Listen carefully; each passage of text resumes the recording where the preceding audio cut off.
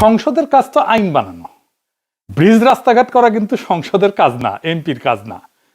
যেই টাইমে সংসদ থাকে না সেই টাইমে যদি একটা আইনের দরকার হয় তাহলে সরকার কি করবে? সংসদ না হয় গত 1.5 বছর ছিল না, কিন্তু এখনো সংসদ আছে, কিন্তু সংসদ মুলতবি হয়ে যাবে কিছুদিন পরে। যখন মুলতবি থাকবে, সংসদ বসবে না, মিটিং হবে না, তখন কি করবে সরকার? যদি আইনের দরকার পড়ে তখন সে অধ্যাদেশ বানায় কাজ করবে। এখনো এই সরকার অধ্যাদেশ বানাইতে পারে। দুধের স্বাদ তো ঘোলে মিটানো যায়, গোস্ত নাই পাবে ঝোল দেওয়া হয়, উঙ্কায় আর কি। কিন্তু নিয়ম হইতেছে পরে যখন সংসদ বসবি তখন এই অধ্যাদেশটা সংসদে পেশ করা লাগবে। সংসদ হয় সেইগুলাকে আইন বেনে দিবে অথবা বাদ করে দিবে। অন্তর্বর্তীকালীন সরকারের সময় তো প্রফেসর ইউনূসের সরকারের সময় তো সংসদ ছিল না, তাই তারা অধ্যাদেশ জারি করে সরকার চালাইছে।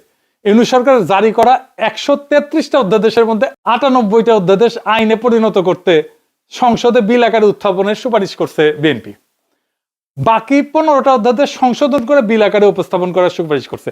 আর 20টা অধ্যাদেশ আপাতত আর আইনে রূপান্তরিত হইতেছে না, কার্যকারিতা হারায় যাইতেছে, ওই অধ্যাদেশ আর থাকবে না।